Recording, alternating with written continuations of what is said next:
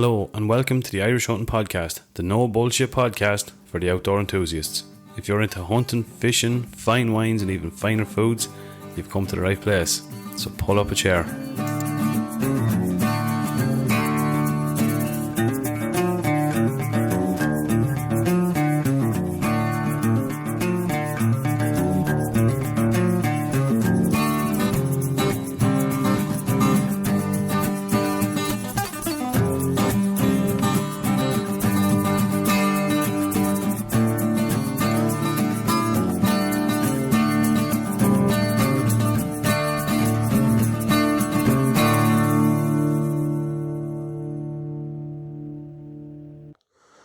Welcome back to this week's episode number 89. It's my honour this week to welcome back Adam Grenda. Adam, of course, is a hunter and trapper, fisherman and pilot in the Alaskan wilderness.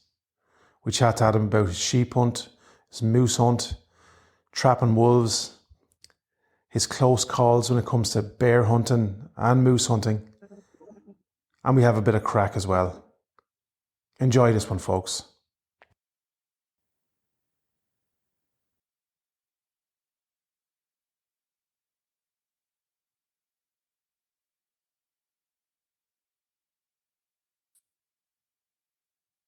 Adam Grenda, welcome back, pal. Thank you so much for I know you've taken a large chunk of your day out to talk shit to me here. So thanks a million, pal. Yeah, I appreciate having me on again, dude. Sorry about the chaos. I'm retarded. And so like I told you, I'm like, keep bugging me. And like, I don't want to push you off too long, but just remind me next week. So sorry about all the delay.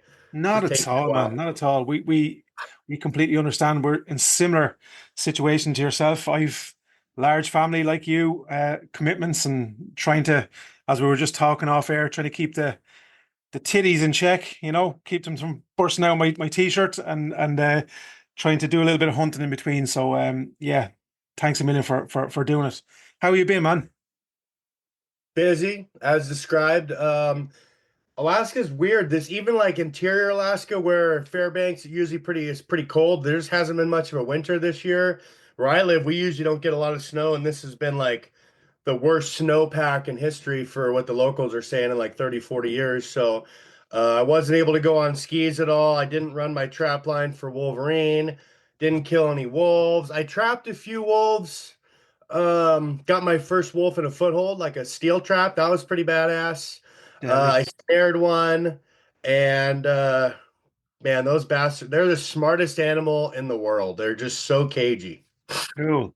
And come here, just when you're on that, do you work your own hides, your pelts? You make or do you just sell the hides, or do you tan your own hides? No, I don't tan. I do everything else. I put them up for taxidermy and I sell them just on Instagram usually. Yeah. I kind of have a list sold before I kind of get there. People just tell me, hey, this is kind of what I'm looking for. I want a black one. I want a mounter. I just want them to hang on the wall. There's all kinds of different things, but I do everything but tan them, and I don't send them to tanneries because I used to do that. And people are kind of anal about like what taxidermist wants to use which tannery. And so I just started not using them and just selling them dried up. They were dried up. Okay, cool. Yeah, I've tried that as well, man. It's a whole pile of fucking work, and it's something I'm not. I wouldn't have the time or the patience probably. So yeah, it's something I want to try and do if I get a little bit more time. But that seems to be at a fucking premium at the minute, dude. How have you been since the last? So the last time we were chatting to you, I don't know whether you recall or not. I think you were going away on a sheep hunt. Was that correct? Just before? Was it the summer?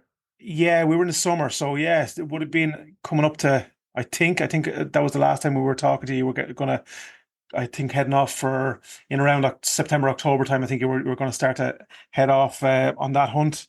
But if you can chat us through some of the hunts, I know you've been on moose hunts, and I think your wife get a moose the other day? If I'm No, so I mean, I don't know how it works. Like you guys, it's evening time for you. I just explained this to my kid and showed her where Ireland is all the way across the world. I said, they're about to have dinner and go to bed. And she's like, what? And I said, yeah, crazy, right?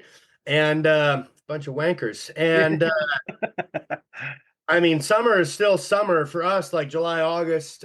We might have talked in the fall. I did a Dall sheep hunt in August by myself. Yeah. Uh, that was pretty cool. And then I think I was just leaving to go on a bighorn hunt in Idaho. My brother-in-law drew a tag, and that was neat, dude. It was some of the most gnarly country I've ever been in central Idaho, and killed a huge ram. I was the one that's found it. And ironically, I found it the same way I found my bighorn in Idaho. They smash heads and I heard them. And I just heard that one time and I kept going back in there because I'm like, dude, I know what I heard. Like it Yeah. wasn't a rock fall and I know it's kaboom. And they're kind of getting ready for the rut and they play around. And after 3 days, like the last 10 minutes, I'm like, all right, screw this place. There's nothing left. And I was just gridding and finally saw a ram, and then that led me to a band of like 7 or 8 rams that had the big one in it. We came in there the next day, shot him, ended up sleeping that night on top of a cliff. But in Idaho, there's wood. You can build a fire, unlike where I live. So that's cool. That's cool. And got severely dehydrated coming out because there's no water up in sheep country. I mean, the animals know where it's at, but we couldn't find it. And packed it all the way back down. Met a buddy about halfway up the mountain with some food and water, and then took it out. It was a float trip on a river. So, Okay. I mean, once the hunt's done, it's just so enjoyable. I wanted to just embrace the float a lot more, but I had to get home to wife and kids and more hunts. But that's just fun. Once you're tagged out and you're just like, dude, all the pressure's off, you know? Off. Yeah, yeah, yeah. You can the shoulders relax a little bit. In terms of the size, I think I've seen some of the pictures. Just give us the size or an indication. You're a big dude yourself, man. You were talking. You're sitting in around 260 or so. What size are these rams roughly? So bighorns go a lot off like bases, and then like Boone and Crockett's score is 180. That's 180 after it's dried, net score. This one, gross as it was green, like on the mountain, was like 180 and change. So it was really big. It won't make Boone and Crockett, but like it's damn close. The bases were huge. They were even bigger than my bighorn that I shot, and they were like 16 and a quarter and 16 and 3/8. So they're called a bighorn comparative to like a Dall sheep, which is a thin horn, which a big Dall sheep base would be 14. So like you're talking pretty substantial difference. Okay, Um, and they're just this one carried the mass. He was old. He had like the big Roman nose on the nose. cool. And he was a dick too. Like he hit the other sheep and he would let them go and dig up all these roots and eat. We're doing the video right now for Stuck in the Rut. I just watched it. Um, and he would let them do all the hard work, and then he'd go over and ram them like right in the nutsack, and then take all their food. It's just a prick, you know. Schoolyard fucking bully. Well, he's doing no more of that anyway. Not And he, anymore. He done. he done. Yep. When you were talking about measurements there, are you talking about the base of the, just for people who don't understand over this neck of the woods, the base of the horn, Yeah, the exactly. circumference? You take Yeah, it yeah. right at the skull, and it's like I think it's perpendicular to the long axis. If you were to take the measurement of this horn, and this one's like 37 or 38, where you take that measurement, it goes in a line all the way around the axis of the horn on the outside, if Okay. that makes sense for listeners, and then perpendicular to that, right against the hair, right where it hits the skull, that's where you take that base measurement. Okay, cool, man. That's a pretty fucking big animal, dude. And come here, when you were packing that out, um, was it a long trek from where you dropped it to where you floated it? Um, I mean, it wasn't bad. It was wicked steep.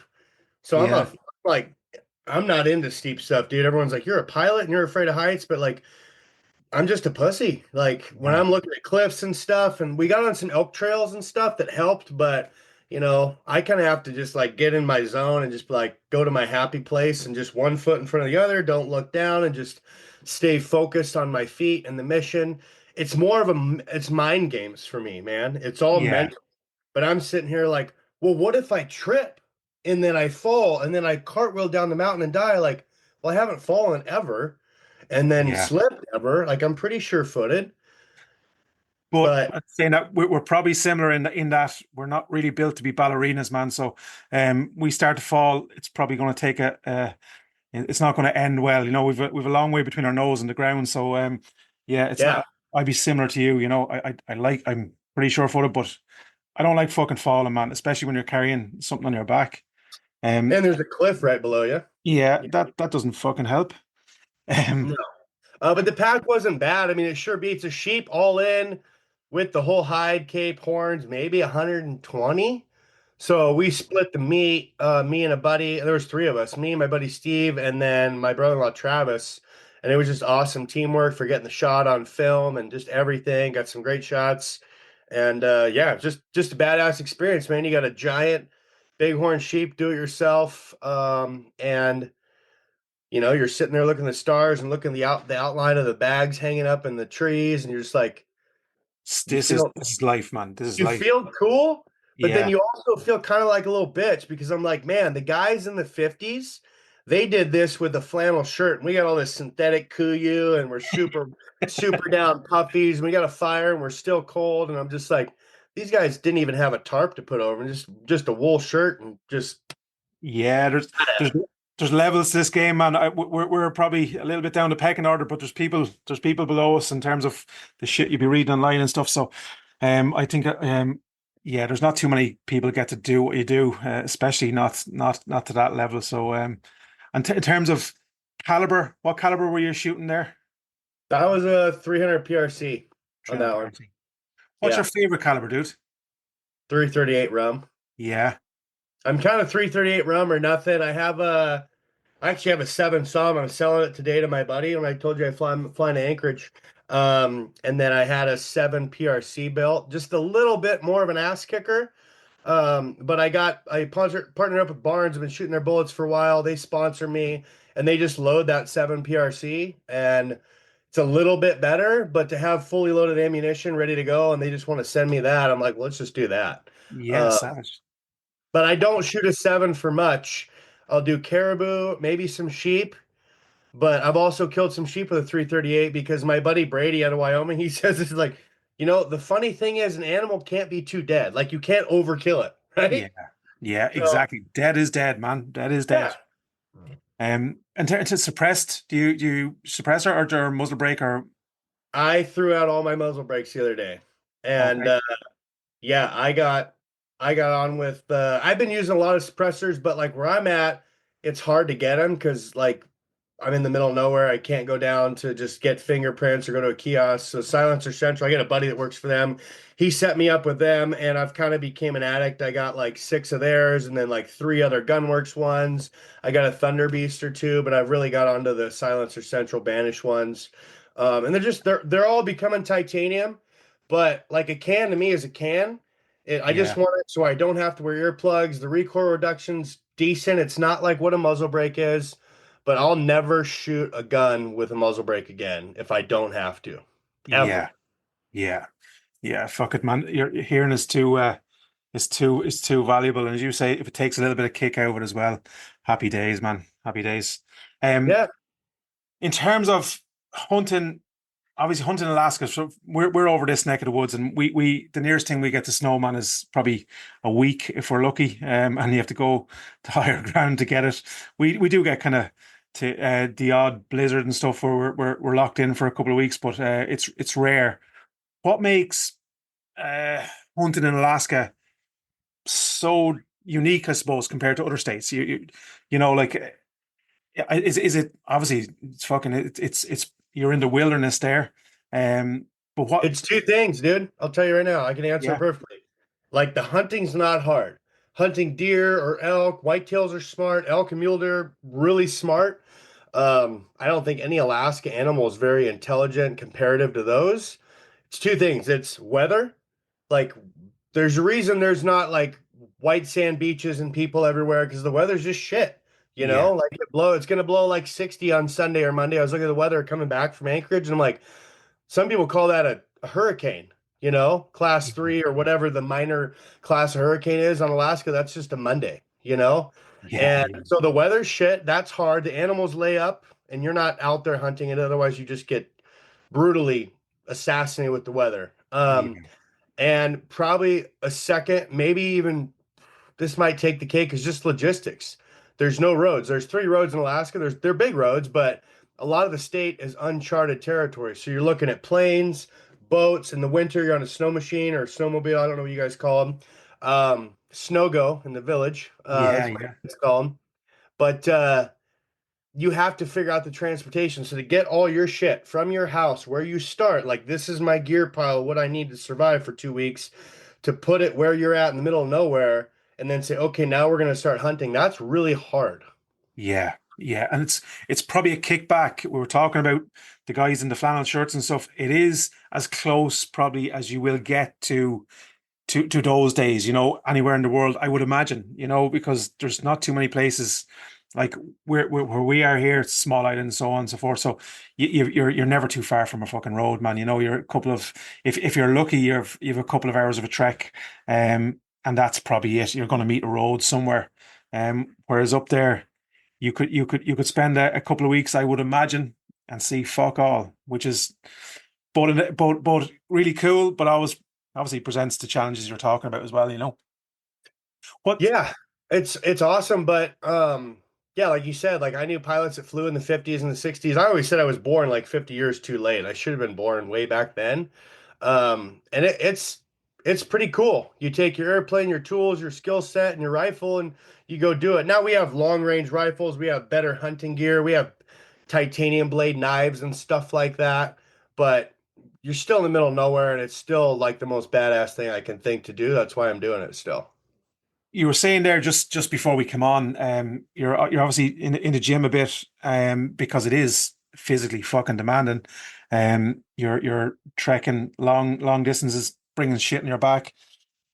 Does like I try and do a little bit of that as well when I can, not to the same extent that you're a lot better Nick than I am at the minute, but it's given me a bit of a kick in the ass.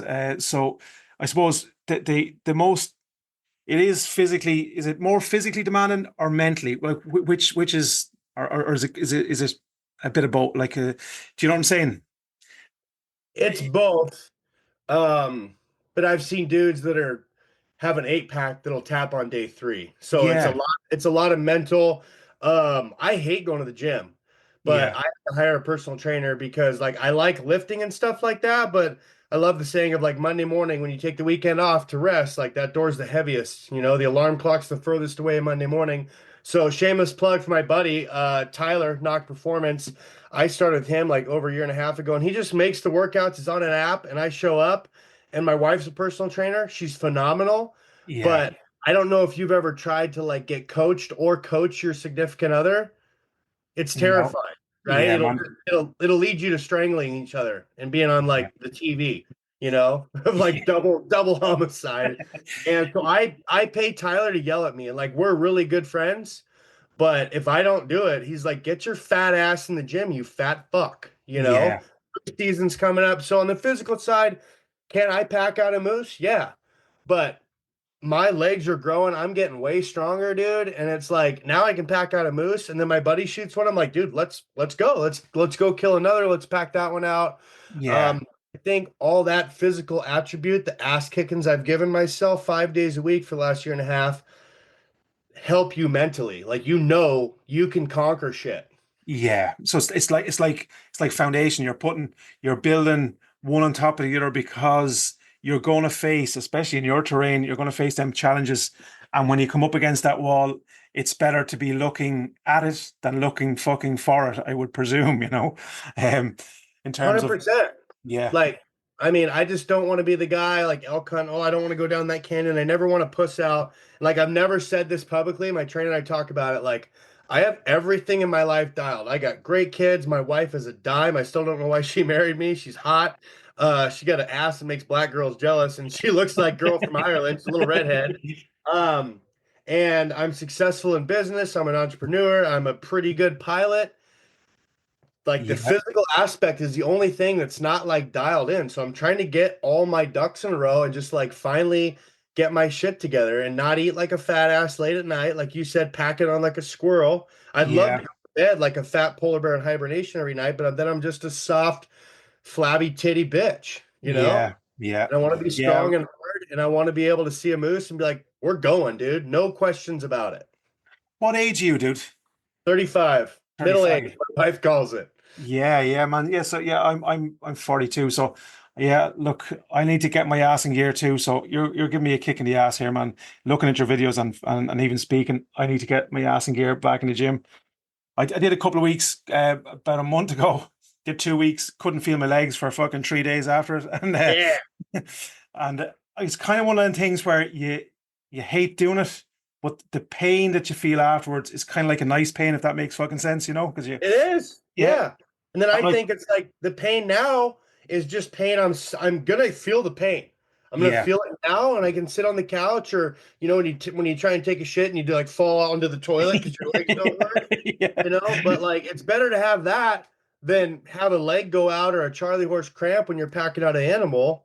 Yeah, and that's as you say, that completely negates the nice bit of the hunt where you've done, you've stalked into the animal, you've taken down the animal, and now all that's left is what should be the enjoyable bit in getting this motherfucker home and getting him up on the wall. And it'd be a fucker to tap out at that, especially you're in the public eye. And I presume that adds a little bit of pressure to that. You don't want to be Uh, fucking. Do you know what I mean? You don't, like, but you still will be open to if you want to be the last one in the gravy train coming down with the over the hill trying to roll down. I would presume. it's not like the public eye. It's just like I hunt with a very small select people, but the dudes I hunt with are just fucking savages. Averages. Yeah, yeah, Yeah, like my buddy Schaefer, dude walks around with an 8 pack and he goes to the gym and he runs. Like he'll put hunting boots on and just run on a treadmill that queer just for fun, right? But yeah. he's in really, really, really, really good shape Good shape. because Yeah, it's a very good aspect of hunting. He's a sheep hunting fanatic, and I don't want to be out hiked by my buddies. yeah. I don't want to be the pussy they're waiting on. That's the worst pain you can feel. Exactly, man. And we're competitive by fucking nature, men especially. So we don't want to be fucking last. Yeah, 100%. What's the during one of the hunts? What's the most wildest fucking unexpected things you've come across? If I'm presuming there's been a couple, but give us the wildest one. The wildest hunt I've been on. Yeah, the wildest thing, something that's come up kind of unexpected, or things that you've seen that you went out to hunt something and got diverted on something else, or something showed up. I guess probably the moose I shot this year was pretty substantial. It's the biggest moose I've ever shot. It's close to the biggest moose I've ever seen, airplane or on the ground hunting. I've seen a couple bigger. I've called in bigger and I've had buddies shoot them, but just barely. Um, the world record, so like I don't give a shit about like Boone and Crockett. I don't enter anything. I just want to know where my moose compares to It's others out there, like yeah, how he yeah, measures up. And so the world record I think was 266 net score. The one I shot this year was 255 gross. I think he net like 252. He's pretty symmetrical. He's big. big, 74 inches wide. For people who don't know, that's 6'2". That's like me laying across the wide, yeah, big motherfucker, right? yeah, And yeah, I had went in there, spotted hunted before, and I was early and I had the bow and I saw like a 64-inch bull. I passed him and then I glassed like another smaller 65-inch bull. And I know that sounds weird because I say 65, that's bigger than most people they've ever seen in their life. yeah, I'm looking for a top tier. I'm a trophy moose hunter and I want the best of the best. I want to kill the world record someday. And then I see this one kind of posturing up next to him. I said, holy shit. And I looked down at the bow and I said, with all sincerity, I said, sorry, Hoyt. And I ran back as fast as I could and I threw that thing on the ground, grabbed my 338 because this thing was so freaking huge. I'm like, he needs to die. And I sat in the sun for 8, 9, 10 hours watching this thing, just kind of slow playing, calling him, reading his body language. And finally, towards the end of the day, I was getting desperate. He was at 1,000. And I'm like, I could shoot him. I just, yeah, I want to kill him. I don't want to shoot him. Right. dude, yeah, yeah, Uh, and I just didn't feel good about it. And so I finally just got desperate and I started calling like bull and cow and rake. And I sounded like it was early September, but there was a bull that was laying pipe and the cow didn't like it, you yeah, know? And you could kind of watch how he'd respond when you'd give him a cow call. He wouldn't do much. We go over there and rake the brush with my canoe paddle. He's like, hey, motherfucker. And he'd go over and rake the brush. I'm like, okay. Now it's on. I see what's getting him to tick, right? Yeah, yeah, Give yeah. him something else, and finally I got aggressive, and before you know it, he kind of started coming. I'm like, dude, is he gonna come? And he was 880, and before I knew it, 30 seconds later, he was at 500. I'm like, oh shit, dude, like I need to Fuck. shoot this thing. And came in, got just killer video on the all in through my spot and scope, and I shot him with a 338 rum. I was shooting those Hornady ELDM match bullets, which have done good. They're not good up close because they kind of fracture, but long distance they have a great BC, so they wind drift really well. It's a 285, and I shot that fucking thing 6 times, and it still walked away and like bedded down, and it kind of fell into a hole. So I'm by myself. That was kind of a shitty deal. And that's a big reason. Like I've shot Barnes for bears. That's a big reason I went to Barnes, because I shot him 3 times right behind the shoulder, like a 5-inch group into the lungs. It was perfect. And I said, well, dude, he's not dying. Let me add a little bit of cheat a little forward. I hit him in the shoulder. He turned around. I hit him in the lungs and then in the shoulder. And like he was dead probably after the first couple shots, but for a moose, it's not a dangerous game animal per se, but you don't want to move it. If they're on dry ground, I've shot one and Mm. it was in the water before. You want to anchor that thing, and he wouldn't anchor. Yeah, Um, with 338 with a damn near 300 grain bullet. So I said, fuck that. I'm not using that anymore. And went down there. I gutted the thing and came back at dark. I was tired. And I'm a super fat kid. Like I'll eat 2 of those peak refuel meals after I kill something. I'm like, dude, I'm just gonna pound the first one so fast. And yeah, yeah, I slammed the second one. And yeah, I slept in a little bit. And then the next day I'm like, dude, this is like a mile and a half from the airplane. And there was kind of a spot down there. And I went to land, and it was the shittiest place I've ever landed. I didn't almost wreck or anything, but I'm just like, dude, I don't think I can come in here 3 more times. Like the margins are just too tight. It was just super nasty and rough, like big holes. We call them tussocks, yeah, and just really uneven ground, like a bunch of basketballs mixed with volleyballs and softballs covered by grass and everything. You've probably seen some photos. yeah, yeah, yeah, Hard place to get an airplane in and out of. So then, like, everything's normal here, right? I get to the moose. I got the moose gutted that night as best I could for a 1,600 pound animal. Next day, get down there, take a few more pictures, cut it up. Now we're talking like a Clydesdale Budweiser beer horse. Um, and I finally got it all cut up. I got it hung up in some shade. And then I got one of those Garmin InReach things, right? And I got a buddy that's like, hey, I'm in my Cub. I'm flying out. He's like, how's the weather? I said, it's good, let's do it. And then I get a message from my wife. It said, I'm in the ambulance. I'm headed to the ER. oh Got fuck. got heart issues or something. And I'm just like, shit. And I'm not smart, dude. I told you, like, I'm a crayon eater, right? But I'm like, Yeah, okay, finish packing the moose and my buddy shows up, or wife's in the ambulance, go home. Like, don't be a dumbass, go home. So I just go home. ran to the airplane, got out of there. Luckily, the wind had picked up. So getting out of that shitty spot, it was a little easier. Yeah, Flew home, and I don't really know what it was, but we have some mold in our house, and she's just really toxic, I guess, to black mold and different strains of mold. There's a shitload of strains. And she got really sick this last fall and everything. So that complicates it, right? yeah, Uh, yeah, I go home, take care of mom. Mom's stable, cool. Now I got to go get the animal. Well, now the weather's bad. And my animal's out there. And we got a shitload of bears, and there's no more salmon, and winter's coming on. So if you're a bear, you're gonna yeah. find something. You got the best nose in the world. They're gonna find it. So KFC for bears, man. now I'm worried the Bears are on it. And Tana's brother, Tom, the redhead's coming up. I say, hey Tom, come up a day early. If you want to hunt moose, you got to pack a bull first. It was like pack a bull to kill a bull. That's what I told him.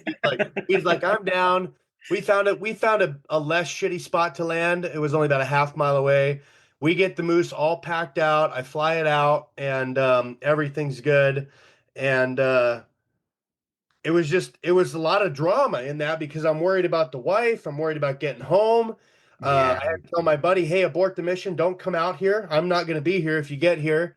And then the drama of like you're looking at the weather the next day and the weather's shit. And then the next day and you're sitting here at night, can't sleep. Like, are there bears on my biggest moose to date? Are they just tearing it apart and dragging the horns off in the bushes? I'll never find it. Are they eating all the meat that I cut up and salvage? yeah. So that was kind of a trip, but it all worked out. And then the funny part now, I kind of have a joke with some people is it's almost solo because I posted that as a solo moose hunt. I mean, I went in, I found the moose, I killed him, I videoed it, I cut him up, I gutted him, I hang him on the trees. I packed half of it out, but I flew a buddy into or a brother-in-law to help pack him out, just like, hey, let's get this moose out of the field, put it in my walk-in cooler, and then you and I are gonna go hunting. And I had some guys on Instagram. I just think it's funny, dude. There's well, that's not a solo hunt. I'm like, excuse me. So my new hashtag is almost solo. Like almost, but Almost. not quite, Yeah. you know? Man, there's always somebody to fucking kick you down. You know that'll never change. Look, priorities first. Once the wife is and kids are good, everything else will fall into place. And thankfully, that I was going to ask you, did you ever have a hunt go sideways? But that's pretty close to going sideways. I know it ended well, but yeah, man, that's some hairy moments right there. It's Um, just kind of a trip. I mean, luckily the weather was good and I could fly home, but you go out in the field to kind of reset and relax, and you're just like you're on a high, dude. Like I just literally just got the last quarter in the shade, and I sit down, and I think I'm drinking a Red Bull, and I'm just like, damn, I did it. Like the self-satisfaction, like, man, this is just cool. And then like that's a high of all time. Like I don't know what heroin's like, but it's got to be close. Pretty And fucking close, I would say. you're on top, right? And then you Yeah, get this message, and you're like, oh shit, my yeah. wife's dying. Like, Talk about like I mean, even before you're pulling the trigger, you have adrenaline. You're after calling this fucker in from a kilometer away or whatever, and he's charging towards you. So you're already pumped, and then as you say, right after that, then you're getting you know it's flight or die scenario. Get home to the missus, make sure that's taken care of, and then after that's boxed, your emotions are swinging. You must be on a fucking roller coaster, dude. No need yeah. for heroin there. That's fucking that's a drug right there. Um, but the I suppose the guiding aspect, you're bringing your buddies out or bringing people out. Do you find that rewarding? When you bring a dude out and you see them shoot their dream or hit uh,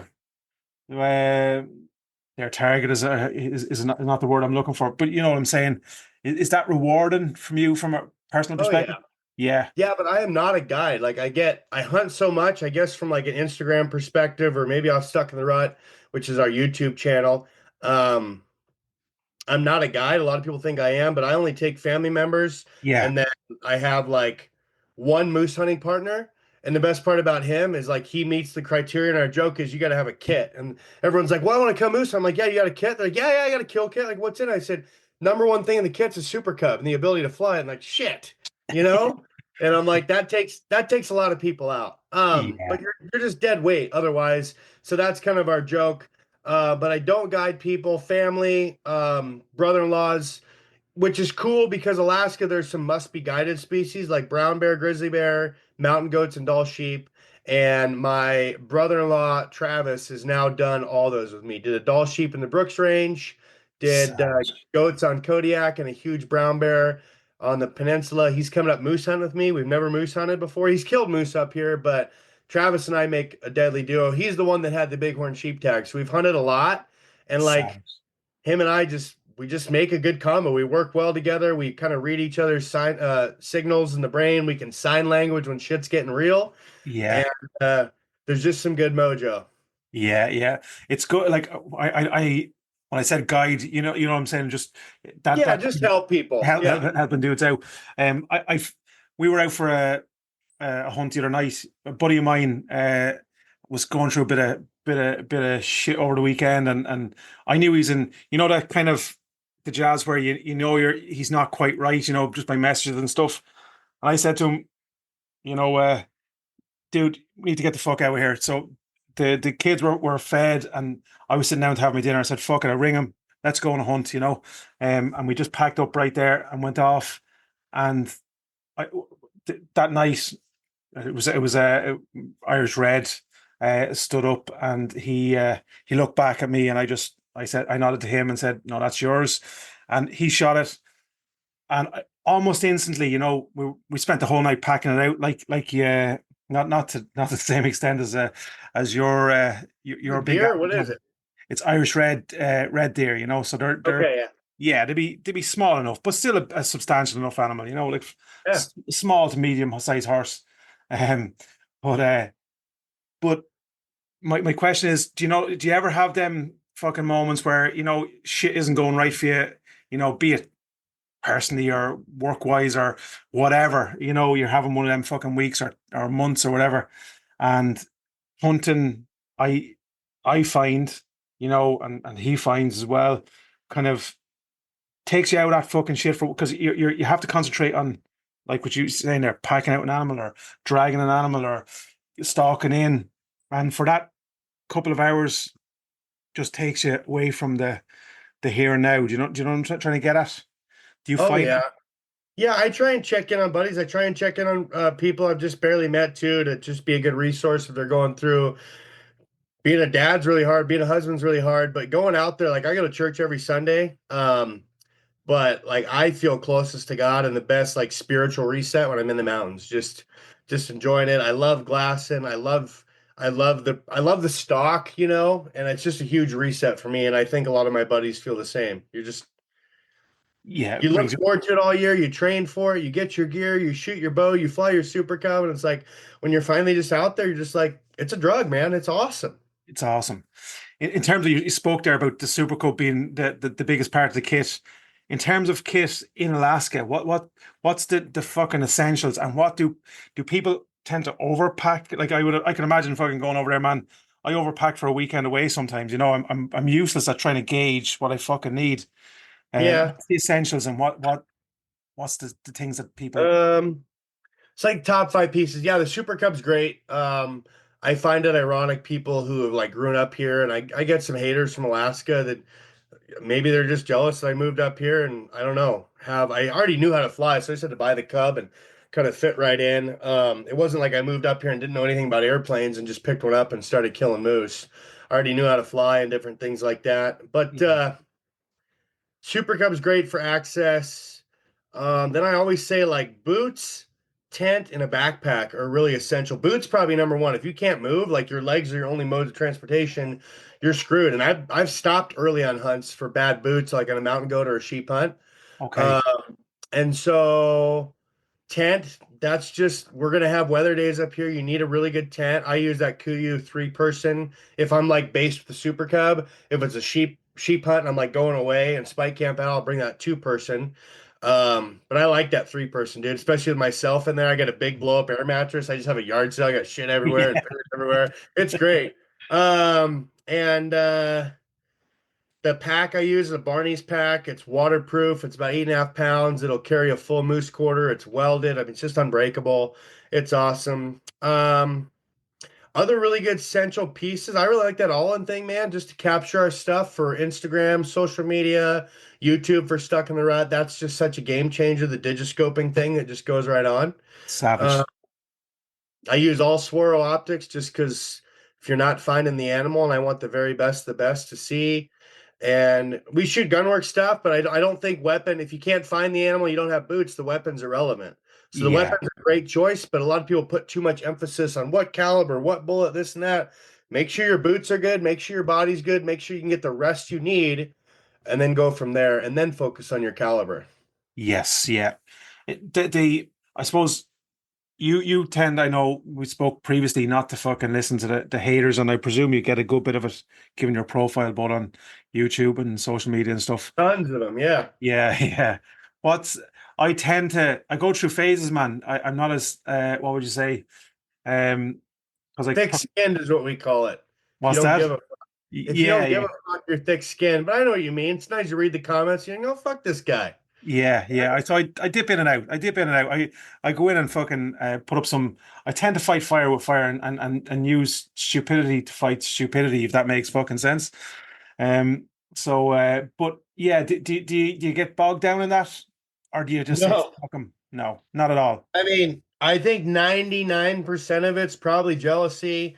I have some guides that don't like me and stuff. The only thing I can think of there is like maybe they're threatening that I'm gonna like take over the world with one super cub and I'm gonna wreck all their hunting and everything that they've worked so hard for, which I find it if I'm your biggest problem, like that's pretty pathetic. You need more problems in life, you know? Yeah, yeah. Like the other day, I went to the post office and it was supposed to ship something for a couple bucks and it wouldn't scan. I said, well, just put it in that box. He's like, well, that's like $10. I'm like, dude, if the difference of $8 is the worst problem of my day today, I'm doing pretty good, you know? Yeah. Um, Safe. and yeah, the haters, I really don't care. I think a lot of them are just jealous, and it's just like, those people can sit and bitch all they want, but usually they're the ones holding out $100 bills to sit in the back seat of a Super Cub. But when they're not in it, saying, "Oh, you're cheating and you're just flying around and seeing the animals landing and they stay there and you shoot them," and I'm like, man, I wish it was that easy. I really would. Yeah, yeah, yeah. Look, we're only using the tools that are available to us. You're not exactly shooting from a fucking helicopter, man. So, um, I wouldn't Yeah. be. But yeah, you guys over there probably don't get as much as we do in terms of the whole fucking, what would you say, the the the vegan kind of saboteur type. Like there's groups. No. Yeah, you don't Especially have. where we live. I mean, like I live in a pretty remote place. There's only access by a barge or like a ship or flying stuff in. So food, we go through about two moose a year, a couple caribou, some fish, some salmon. We put a net out.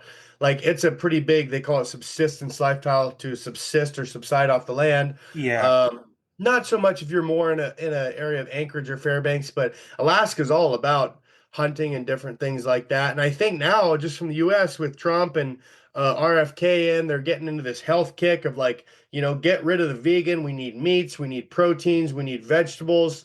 yeah, All the grains and cereals and carbs are kind of turning you soft and fluffy and yeah. puffy. It's not good. I don't do good on all the carbs and bullshit. I do better on just like meats and vegetables, to be honest. Yeah, yeah. I'm finding I'm trying to do some. I find fast. I don't really eat in the morning, and I leave it till as long as I can. So I'll get like 16, 18 hours maybe without eating.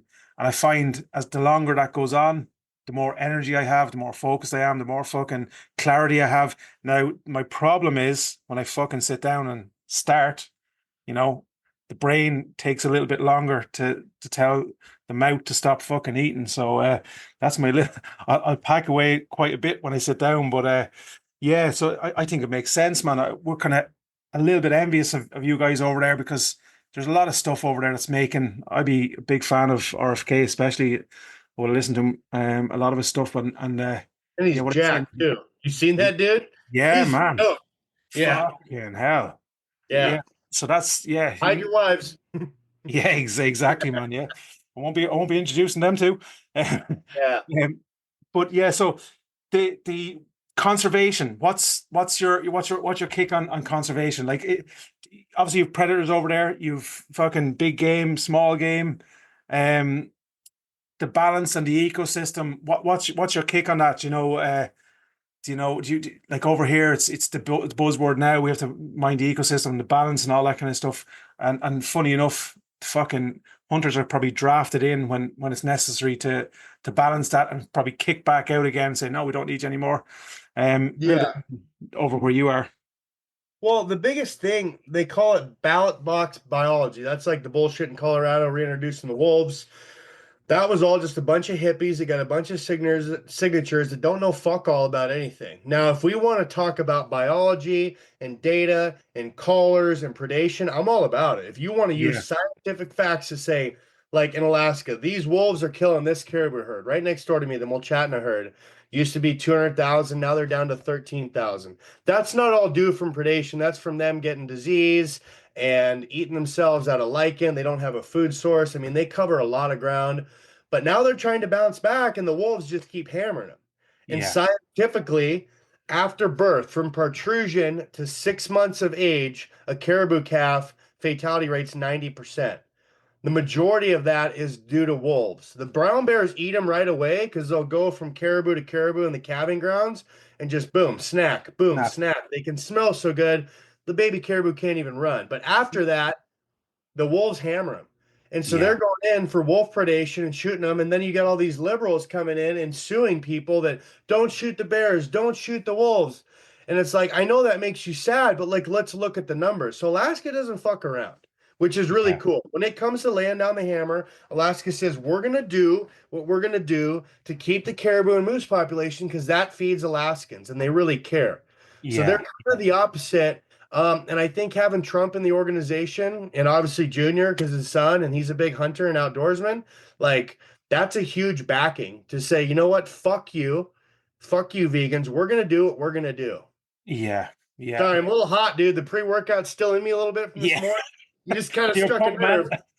Yeah, you just kind of Uh, struck a nerve, but yeah. yeah, no, That hits home for me because I hate it when they're just like, "Oh, you just can't do that," and I'm like, "Well, what are we supposed to do? Just let the bears just kill all the caribou?"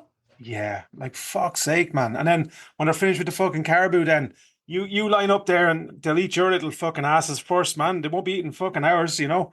But yeah, Yeah. we have it to a lesser extent. Obviously, there's talk about reintroduction of wolves over here and stuff. It's kind of one of the kind of the what would you say the vegan slash fucking eco warrior type fucking buzzword at the minute.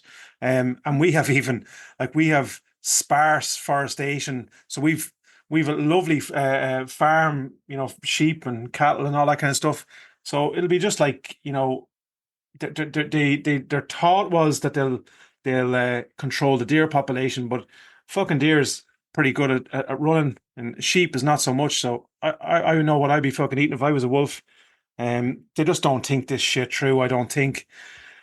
And it's probably good that you have somebody who and Trump. I don't agree with everything he says, you know, but I follow him with intensity because he's captivating, isn't he? You know, he's a really cool dude. And of course, he has a big golf course over here, so we're hoping he'll look after his Irish cohort as well. You know, don't forget us. Mhm. So the I suppose to wrap it up, I know you're getting ready to get back out again. When exactly is that? When are you tipping back out, or when the fog subsides, or?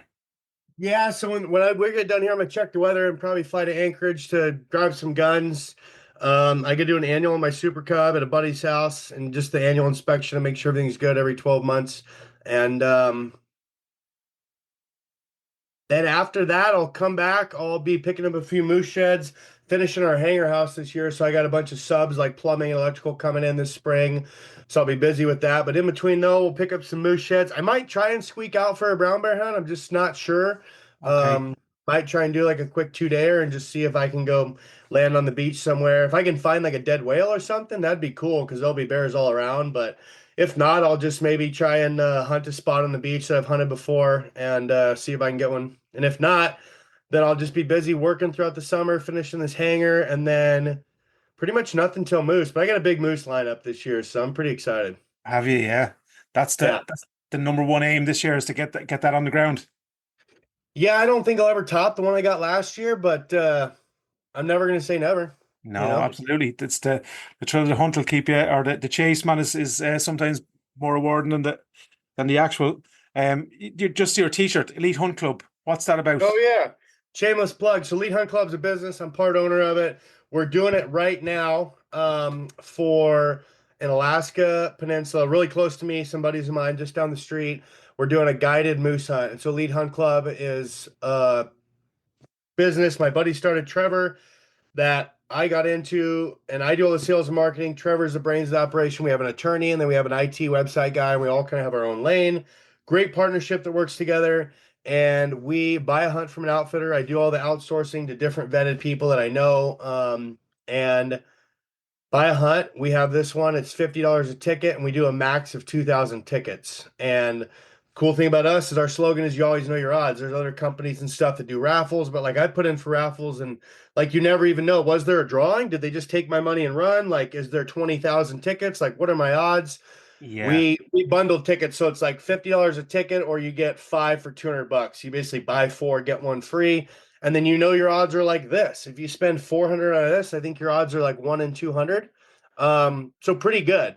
And as Western hunting's gotten more expensive, more people have leaned into these raffles, if you will, because the odds of putting in for Nevada for 20 years, like I used to put in for Nevada elk, and it would be like 0.2%. And after 20 years applying, I would be 2.2%. I'm like, well, fuck that. I'm not putting money every year in for that. I'll just buy some raffle tickets and maybe I'll win a sheep hunt. yeah, yeah. And that's open worldwide. Yeah, I think if people want to do that, let me double check and I'll get back to you and maybe Yeah. share some on Instagram about Ireland and stuff.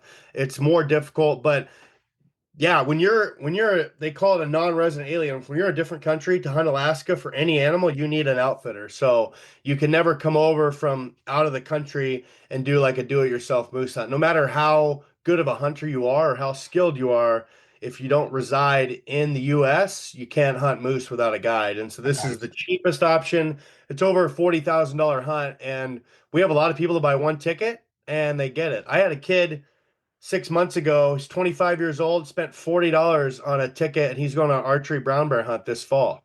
Wow, man, that's 25-year-old kid, man, $40. savage. Yeah. So let us know. Please keep us posted. We'll if we can, we'll flash it around here because I'm sure there'll be lots of interest this neck of the woods. Um, I know the last time we spoke, and I'm going to wrap it up because I know you're under pressure. But the last time we spoke, you've no interest in hunting outside of where you are because you've pretty much everything you possibly could fucking need. I think over there. I don't know, dude. Look at that. I just looked that thing up, and I'm like, that looks pretty cool. Irish red deer. I'm like, Irish that's red, man. cool.